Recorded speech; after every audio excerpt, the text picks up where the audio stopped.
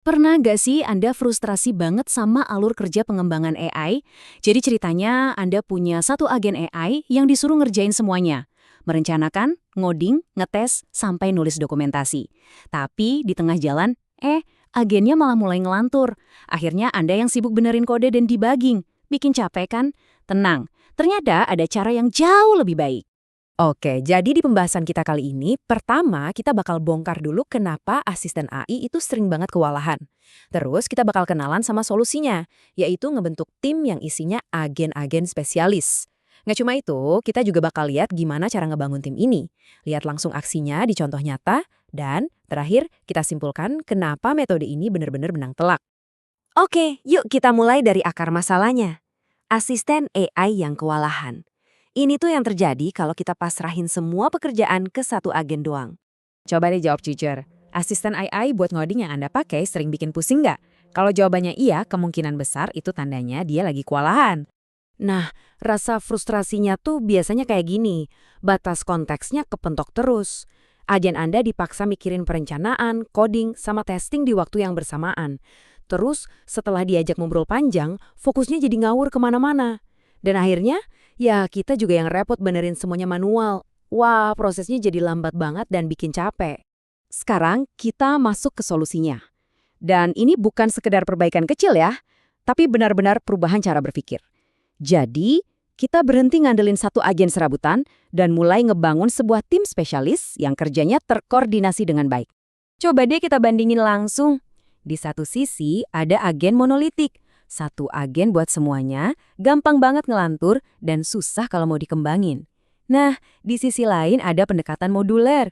Isinya tim spesialis, konteksnya fokus, hasilnya stabil, dan alur kerjanya efisien abis. Beda jauh kan? Jadi, di dalam tim ini, ada kaptennya, kita sebut aja agen utama. Anggap dia ini manajer proyeknya.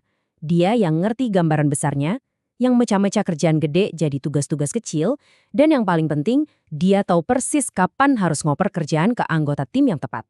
Terus, selain kapten, ada juga para pemainnya, para spesialis. Nah, ini yang kita sebut subagen.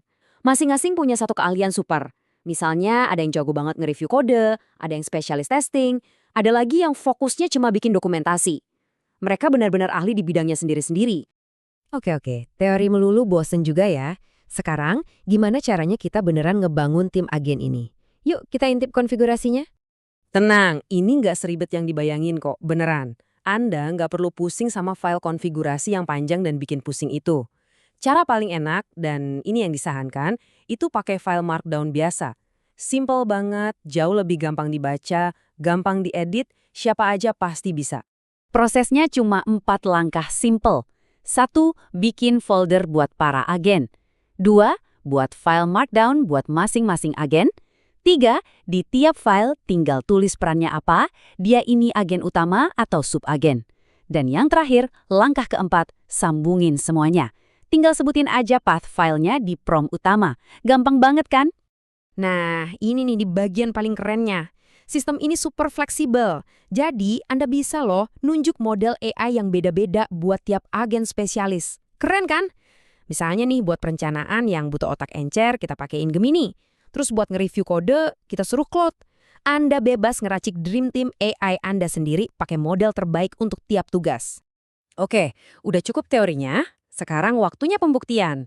Yuk kita lihat gimana sistem ini bekerja di dunia nyata. Kita bakal coba bikin game ular yang klasik itu pakai open code.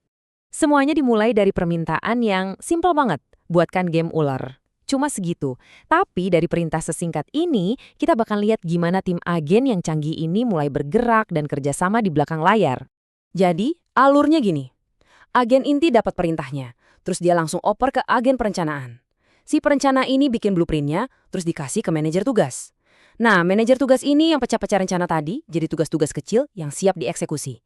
Kalau kodenya udah jadi, agen peninjau langsung turun tangan buat ngetes. Dan terakhir, kalau semua udah beres dan lolos uji, agen inti yang bakal nyatuin semuanya jadi satu. Wah, ini sih udah kayak pabrik modern yang super efisien.